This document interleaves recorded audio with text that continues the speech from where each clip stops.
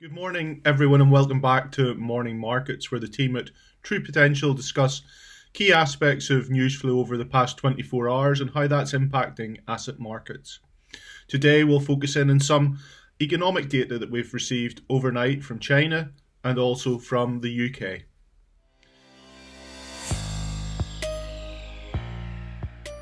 Firstly, just looking at how asset markets performed yesterday, a quiet day in sovereign bond markets with the US closed for this Columbus Day holiday. In other asset markets, we continue to see equity markets move higher over the course of the day, with the Euro Stoxx 600 increasing 0.7% on the day. The standout in Europe being the FTSE 100, which posted a negative performance, down about 25 basis points in the day, a function of stronger sterling and also just the oil price, where we had oil price weakness yesterday, and that impacts some of the larger constituents within the FTSE 100. We've discussed in the past the negative correlation that the FTSE has with sterling, so we did see sterling strength yesterday, and given the translation impact that has for the FTSE 100, given a large proportion of their earnings are overseas, that's viewed as a negative for the market. It's also, I suppose, apparent that the market is trying to look through, at this point, the rising COVID-19 infection rates that we're seeing across parts of Europe, and I suppose also the actions that governments are having to take to curb that infection rate and to try and bring it down to the R0 number, to bring it back below 1. In the US yesterday, we saw continued strength in both the S&P 500, so the broader market, and also within the Nasdaq. The Nasdaq up 2.6% in the day, the S&P about 1.6, 1.7%.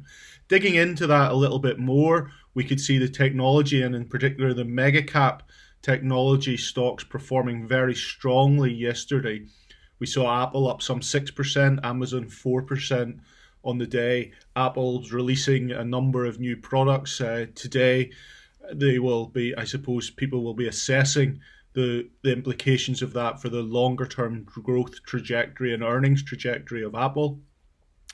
And we'll see how that goes. I think the other thing that's just observable in the market is something that we noted in August as well, where option activity seems to have increased. So the use of derivatives to purchase some of these technology names has increased, and that did bring volatility into the market towards the end of August and the beginning of September. So that's something that we'll continue to monitor over the coming days. Currency markets yesterday, very little to really report. We continued to see a slight weakness of the dollar. Sterling continues to strengthen back above 130 to the dollar, strengthening about 20 basis points yesterday, and also 20 basis points or so against the euro.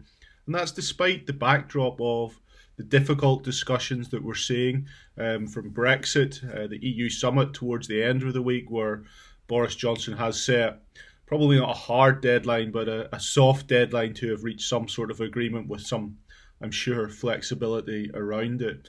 And also from a sterling perspective, we continue to hear from the Chancellor in terms of the various support packages that are having to be put in place to support the economy at this point in time.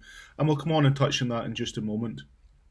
Turning to some of the economic data that we got overnight, I think firstly just focusing in on the trade data from China, which shows ongoing improvement both in exports from China. Exports continue to increase to 9.9% year on year, building from the 9.5% that we saw last month.